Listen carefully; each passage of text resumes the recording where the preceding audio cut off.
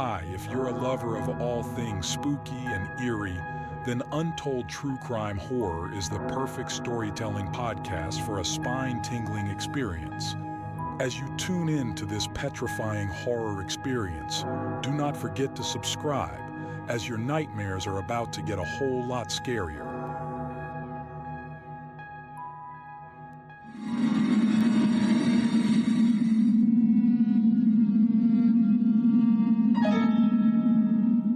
Three months after I turned 16 in 2005, I got my first car, a 99 Toyota Camry. On a warm Saturday night, when my friend Alex invited me over to one of his friend's big parties, I knew I wouldn't be in a condition to drive the Camry home afterward. So we carpooled with Alex's girlfriend, Brianna. We lived in the countryside of Virginia, meaning less big parties. Meaning when there was a big party, it was a huge deal and everyone would go. We lived about 5 to 10 minutes away from this kid's house. I knew where he lived as I was acquainted with him, but not exactly friends. The whole ride there, we took the same 2-lane highway type road through the woods, and this kid's house was actually on this road further down. At certain points on this road, there were a few houses on either side, and then it would just go back to being a long, empty highway again.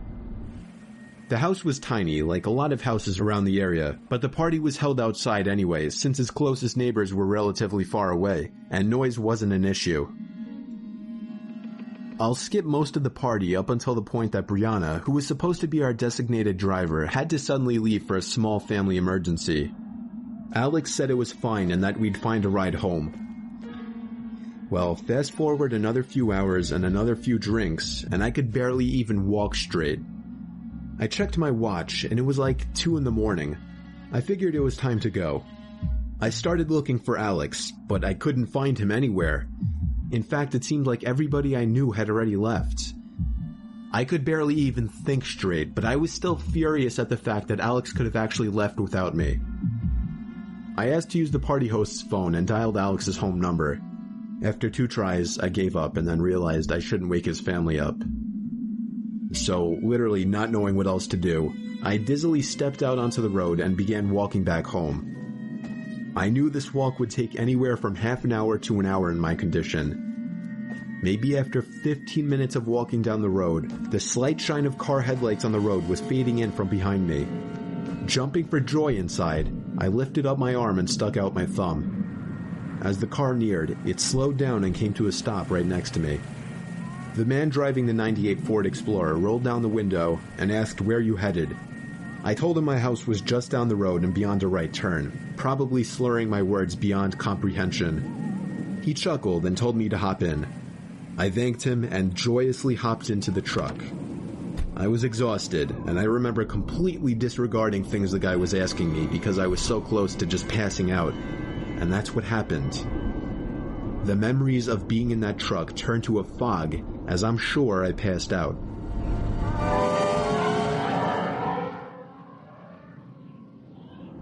The next thing I remember, I woke up still in the moving truck.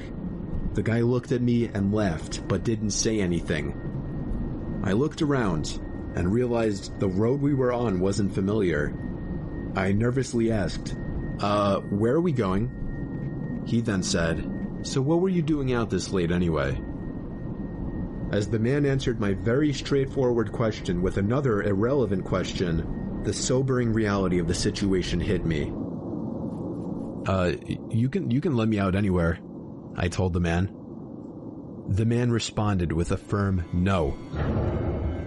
I felt like throwing up as he said that. No, I really actually felt like I was going to throw up. I started to gag as I felt more and more nauseous by the second.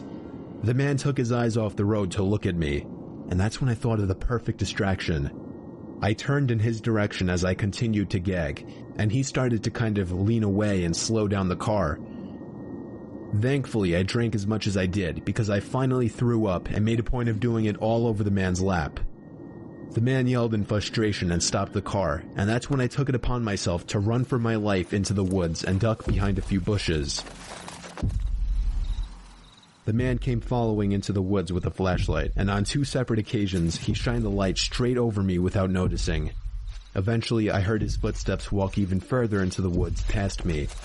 That was when I ran back to his truck, but unfortunately, he was smart enough to lock it.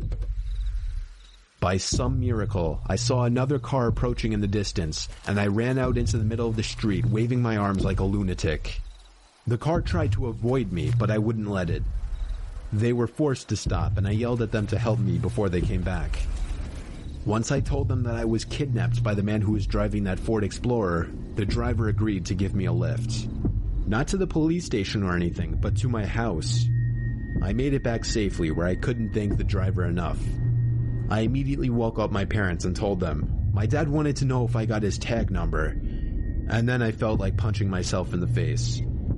I failed to get the simplest information from the guy that would have allowed me to actually properly report him. All I knew was that he drove a faded blue '99 Ford Explorer. I made sure to give Alex a piece of my mind, and part of me always held a grudge against him ever since, just for abandoning me at a party without telling me. I haven't seen him in 4 years now, however, and this was actually the first time I even thought about this incident for almost a year now. As time goes on, even the worst of memories may start to fade, but after writing this to share with the internet, it's once again fresh in my mind.